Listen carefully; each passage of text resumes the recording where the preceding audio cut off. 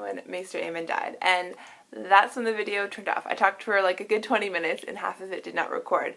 Sam, I really enjoyed Sam's storyline and his interaction with Gilly and him finding the ship, and his interaction with Arya made me really happy. So, and then my third favorite part about Feast of Crows was everything that was happening in Dorne. When I first read Storm of Swords and was introduced to Oberyn, I mean, I liked Oberyn, but like I never had a strong connection to Oberyn until I watched season 4.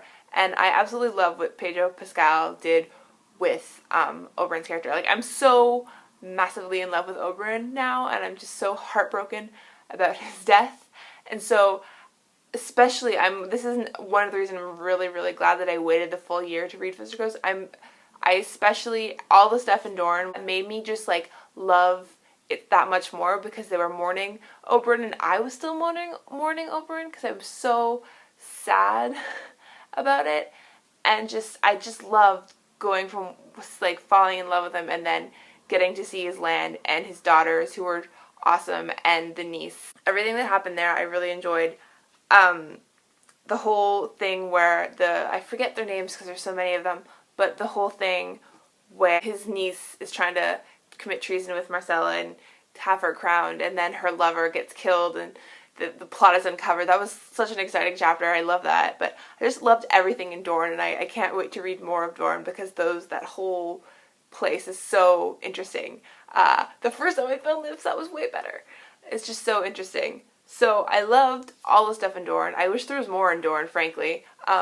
The other new area in the book was the Iron Islands with all the Greyjoys, and I hated most of that. That was so boring to read.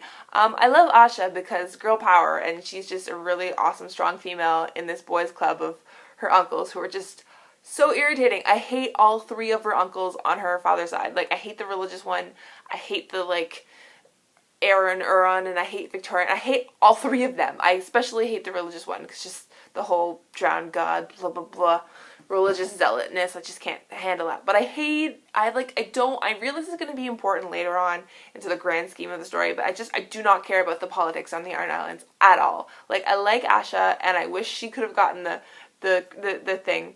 And I like her uncle on her mom's side, the one who, the reading one. I liked him. He was, like, level-headed and not crazy or evil. So I hated all the stuff on the Iron Islands. I wish that there was no Iron Islands and just, like, all that was Dorne. The one thing, this isn't really related to the plot or anything, that really annoyed me is that a lot of the chapters weren't chapter title, like, names.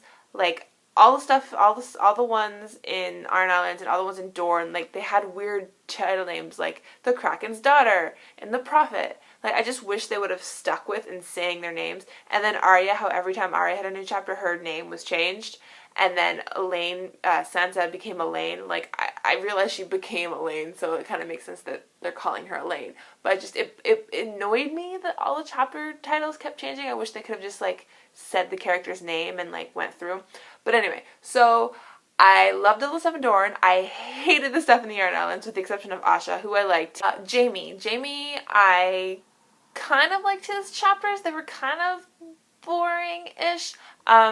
They got interesting when he went to Riverrun to take back Riverrun, and that whole sequence kind of, like, upset me hardcore to the max. Like, when he got Edmure down from the Freys, and when he's giving him the bath and he's telling him how he wants to go in and get Brendan to leave so he can take Riverrun, and when he's there and he gets the singer in and he gets the singer to play Reigns of Castamere, and just, like, the chapter ends, like, how vindictive and evil can you get to do that to, like, that man who's been so traumatized already, like his sister and his nephew and all those people that were murdered, and then have the play in the Reign of Castamere while he was in the next room making love to his wife. Like, I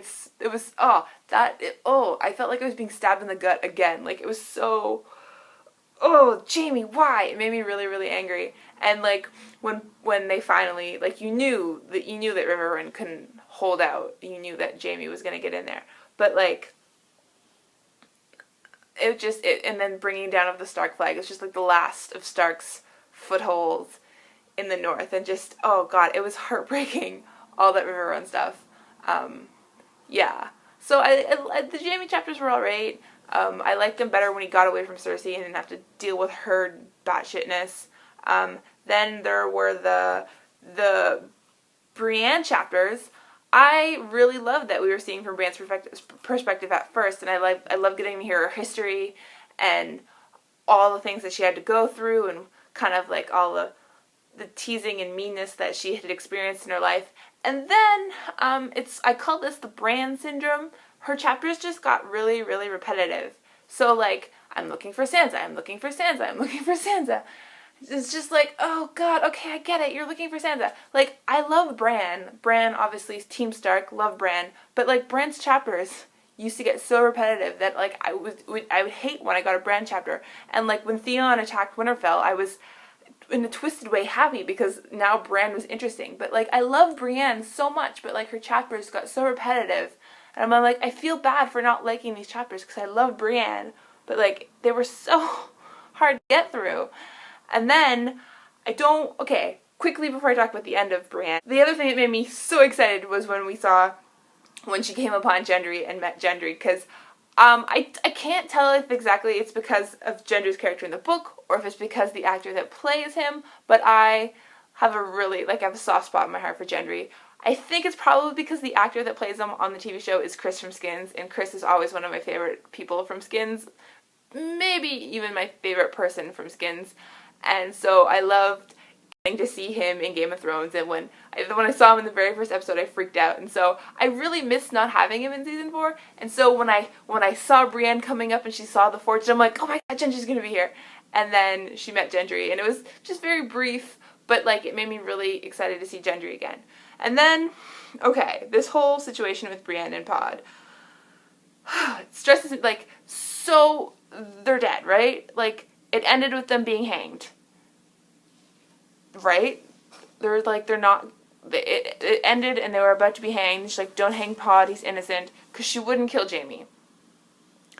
I was wondering later if, like, Lady Stoneheart realized that Jaime had just finally taken Riverrun, and that's particularly why, or it's just because she's kind of, like, lost it and is evil. But, like, I was wondering if that. But, like, I really hope Brienne and Pod aren't dead, especially after seeing them on the TV show and their relationship together. It was adorable on the TV show.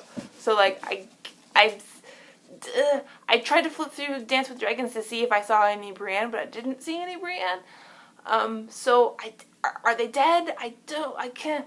And then this other thing, this whole Hound business. My friend told me that the Hound was still alive, and I believed him, and then I was reading it, and they say explicitly that the Hound is dead. Yes, there's the man, the mummer guy, carrying around with the Hound's helm.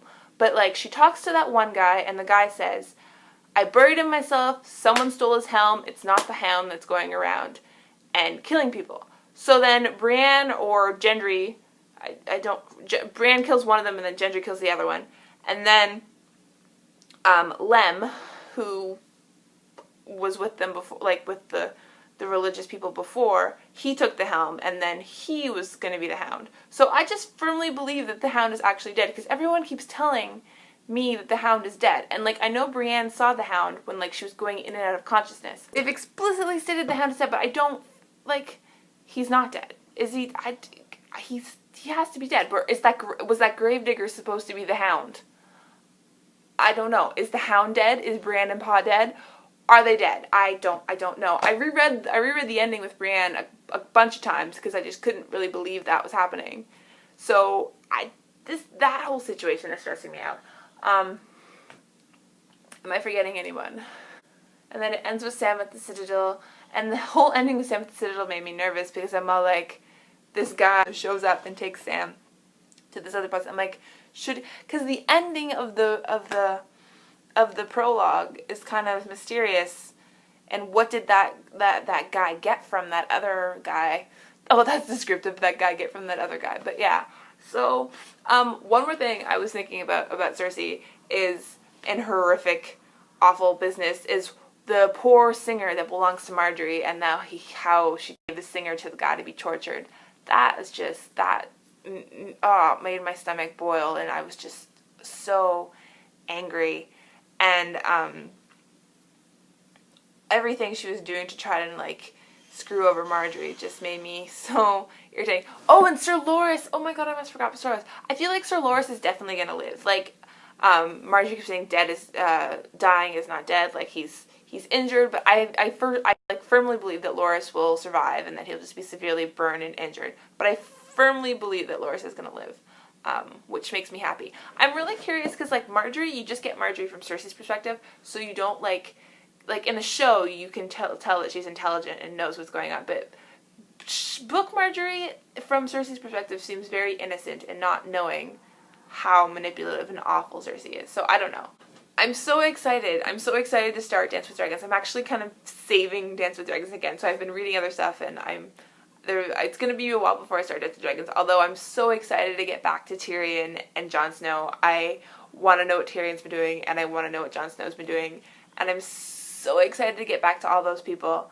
I cannot wait to read from them, and I cannot wait not to have to hear Cersei's crazy bullshit. And even, like, Maester Pycelle, who I hate Maester Pycelle, but, like, even Maester Pycelle is like, Cersei, stop being a fucking moron. And I'm like, yeah, Maester Pycelle, you're making sense for once in your life.